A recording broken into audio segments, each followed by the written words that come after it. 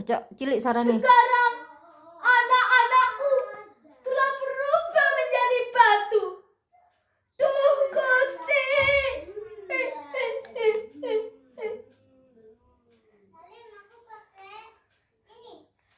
Assalamualaikum warahmatullahi wabarakatuh. Salam budaya. Perkenalkan, Sarane aja rendah. nama saya Uwais. Kali ini saya akan bercerita tentang asal-usul Watu Bloro. Cerita ini diambil dari buku cerita rakyat Mojokerto dan ditulis oleh Edi Santosa. Teman-teman, dengarkan ceritaku ya.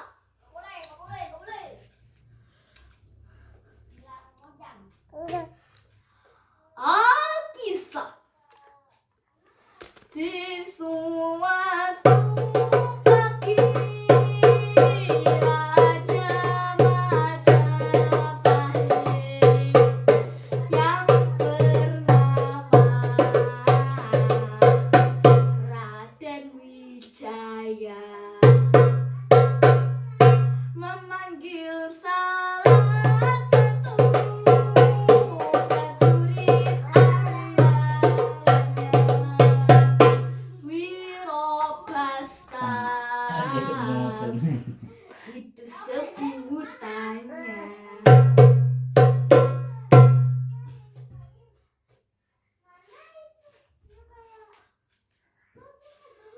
Ampun beribu, ampun Paduka.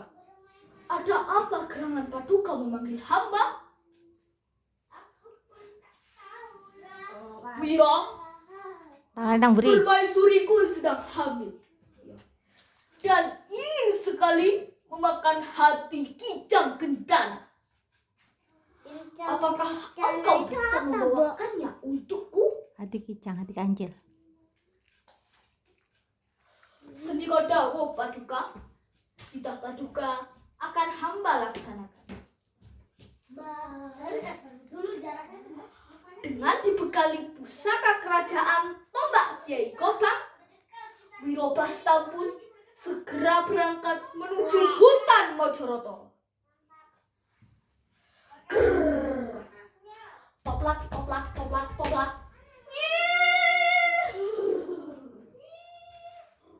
Sesampainya di hutan Mojoroto, tak lama kemudian Wirobasta melihat seekor kijang kencana yang berwarna keemasan. Dengan rasa percaya diri, Wirobasta langsung menombak kijang tersebut. Ya, swing, slep. Mate.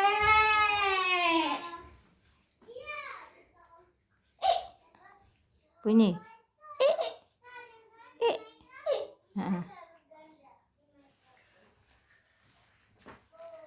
Tapi bohong, kamu.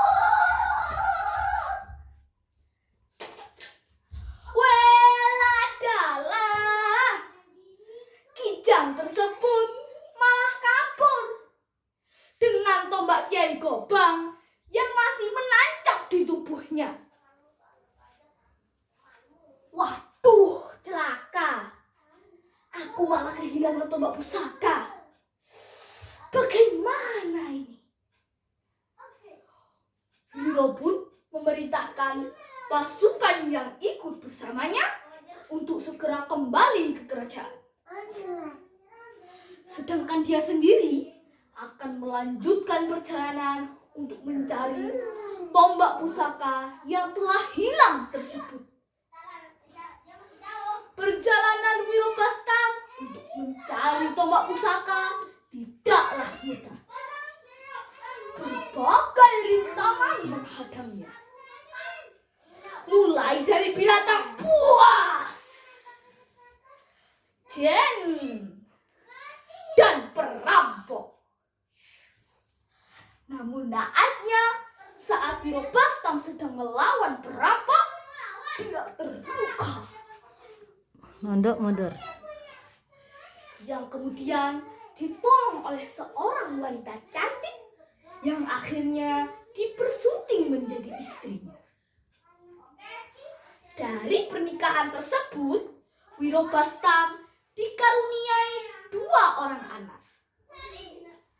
Anak yang laki-laki diberi nama Joko Welas, sedangkan yang perempuan diberi nama Roro Wilis.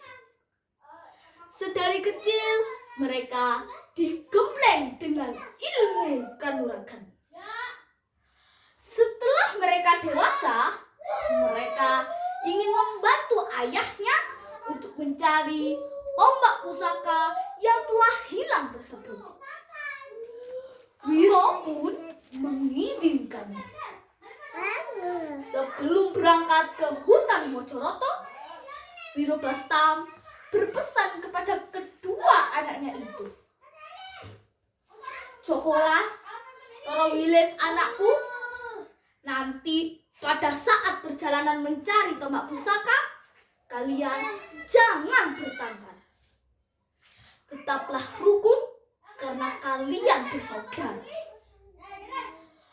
Sesampainya di hutan Mojoroto, baik ayahanda.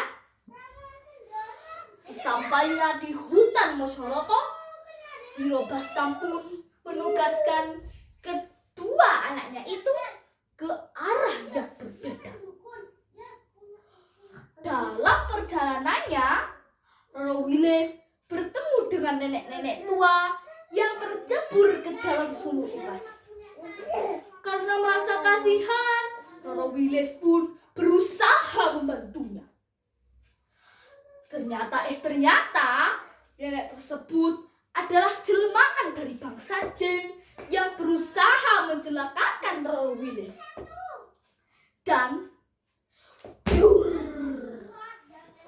Roro Wilis pun terjebur ke dalam sumur upas dan berteriak minta tolong. Nunduk. Tolong! Soal anak orang cilik.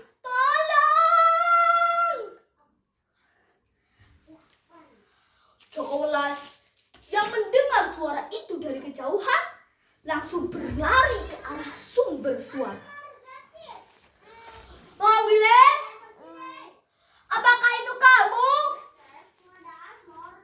Iya kakak, tolong aku kakak. Berkat bantuan dari Joko Welas, akhirnya Roro Wilis pun berhasil keluar dari sumur upas tersebut. Betapa kagetnya Joko Welas saat melihat kulit dari Roro Wilis tersebut terdapat bintik-bintik berwarna hitam dan putih yang kalau dalam bahasa Jawa itu disebut blorok. Joko Welas pun mengejek adiknya itu. Kenapa dengan kulitmu itu, Wilis? Kenapa? Enaknya kamu ini kupanggil Nyi Bloro saja ya. Carane ngono ya. Hei, jangan sembarangan kalau bicara ya, Kak. Karena kesal terus-terusan diejek oleh kakaknya, Roro Wilis pun menantang kakaknya itu untuk beradu kesaktian. Pertarungan sengit pun tak bisa dihindari. Dari kejauhan, Wirobastam yang melihat kedua anaknya sedang bertengkar langsung berteriak, "Hei, berhenti!" Joko Welas dan Roro Wilis yang melihat ayahnya langsung duduk di hadapan ayahnya.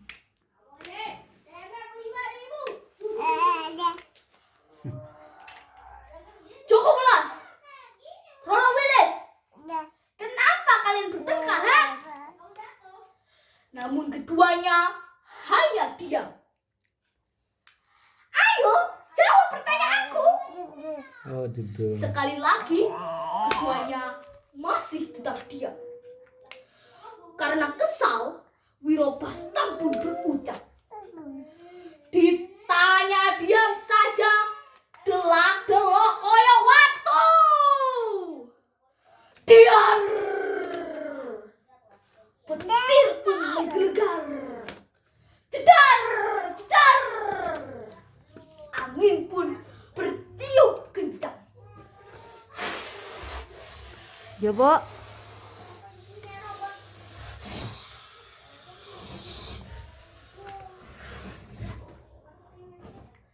Di saat keadaan sudah mulai reda, Wirobastam yang melihat kedua anaknya itu telah berubah menjadi batu.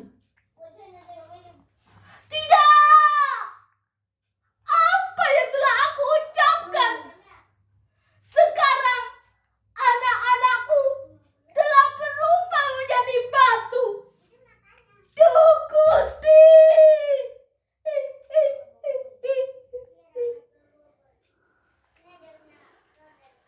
Wirobastam pun hanya bisa menangis dan menyesali ucapannya. Nah, teman-teman, pesan dari cerita ini adalah jangan mudah marah, jangan mudah mengejek, dan sebagai orang tua harus lebih berhati-hati dalam berucap. Demikian cerita kali ini. Wassalamualaikum warahmatullahi wabarakatuh.